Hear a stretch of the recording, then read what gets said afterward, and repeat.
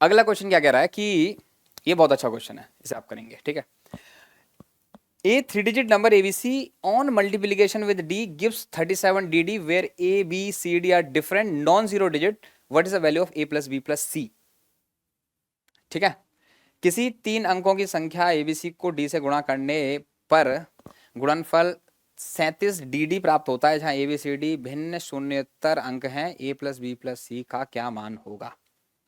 आपके सामने क्वेश्चन है। तो देखो डिफिकल्ट क्वेश्चन है, इसमें कोई डाउट नहीं है, बट मैं आपको इसकी एक अप्रोच देना चाहता हूं। जैसे पिछले क्वेश्चन में मैंने आपको, तो क्वेश्चन क्या है कि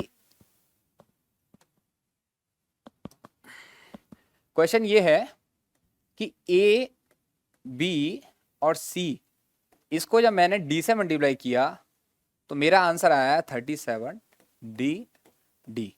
मतलब ये डी और ये डी दोनों ये सेम है। यहां जो भी नंबर लिखोगे वो यहां आ जाना चाहिए। आपको यही अप्लाई करके देखना, चाहे आप तुक्का भी लगा के देख लें कि भाई एबीसी मैं कोई भी वैल्यू चूज कर लूं।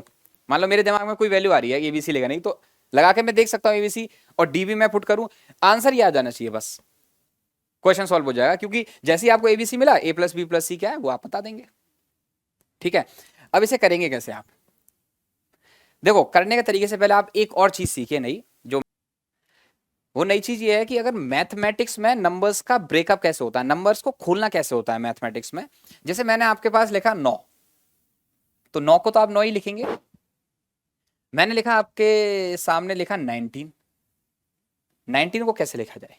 ठीक है, 19 को आप ये समझ सकते हैं कि 10 और 9 19 बना रहा है। 10 प्लस 9 इज 19। ओके, अच्छा ये क्या है? Unit digit. ये है टेंस डिजिट, इकाई और दहाई। तो ऐसा समझिए, देखो ये 10 और 9 तो आप समझ रहे हैं, इसमें नंबर ये जो मैंने लिखा है ये छोटा है तो आप समझ पा रहे हैं। अदरवाइज आपको ये लिखना है कि जो यूनिट डिजिट है उसको एज इट इज लिखना होगा, जो टेंस है उस डिजिट के साथ 10 को मल्टीप्लाई करना होता है। तो 10 और 9 वही मैं समझा रहा था, वही आप समझ गए। मान लीजिए मैंने ले लिया 37, अब क्या लिखेंगे? 3 × 10, क्योंकि ये टेंस डिजिट है तो इसके साथ 10 मल्टीप्लाई कर दिया। 7 यूनिट डिजिट है, उसके साथ 1 मल्टीप्लाई कर सकते हैं, अदरवाइज जरूरत भी नहीं है।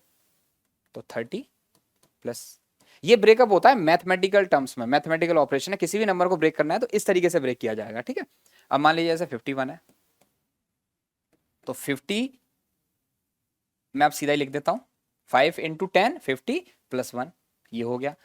मान लीजिए अब हम चलते हैं कि जैसे 99 है, ठीक है, 99 को क्या लिखेंगे आप? 90 प्लस 9। मान लीजिए अब मैं 3 डिजिट पे ले लेता हूं कि 125 ले लिया मैंने।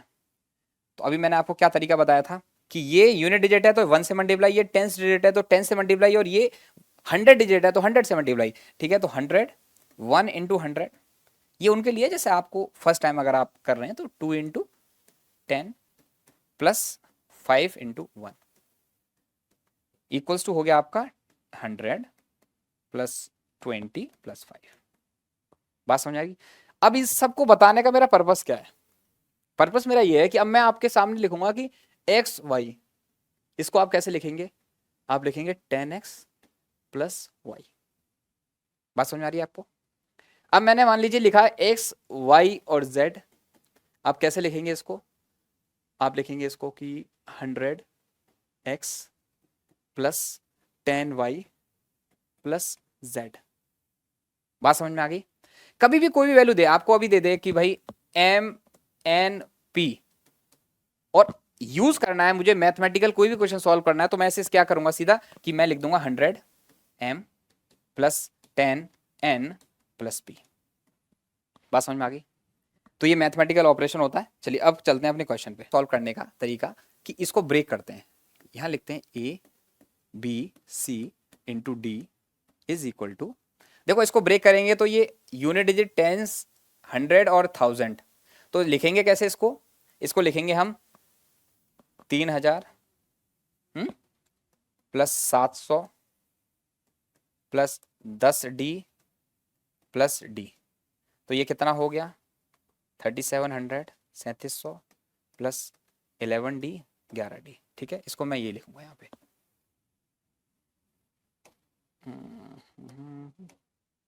ठीक है, इसको मैं लिख सकता हूँ 3700 प्लस 11D। बात समझ में आ रही है आपको? अब ऐसा करते हैं कि देखो D यहाँ भी है और D यहाँ मिल गई, तो D को एक बार डिवाइड करके देखते हैं यहाँ पे। ABC is equal to 3700 by D करेंगे तो 3700 by D plus 11D by D, तो D से D तो यहाँ कैंसिल हो गया। बेसिकली मेरे पास क्या बचा कि ये, अब मेरे पास थोड़ा सा इजी हो गया क्वेश्चन कि मैं D की वैल्यू पुट करूं तो कुछ कंडीशंस बन सकती हैं, मैं सॉल्व कर सकता हूं क्वेश्चन को। अब D की वैल्यू क्या होंगी? D पहले से बोला है उसने कि भाई नॉन जीरो होना चाहिए, जीरो नहीं डालना, और डिफरेंट होना चाहिए।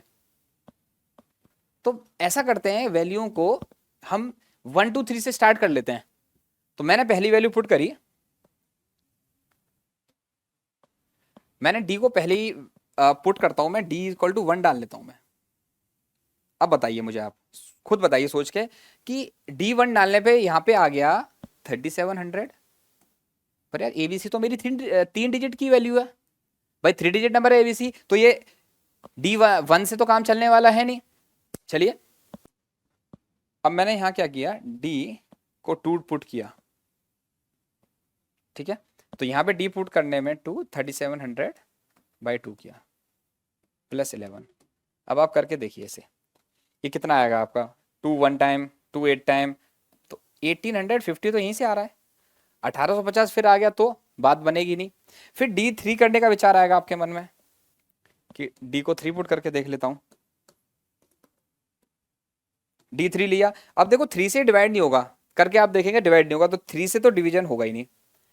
अब मेरे पास क्या बचा कि मैं अब 4 लगाऊंगा,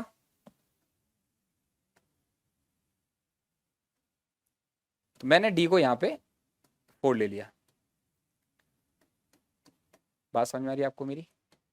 3700 बाय 4 प्लस 11, 4 से कटता दिख रहा है, ये कट जाएगा, देखते हैं चलो क्या है ये।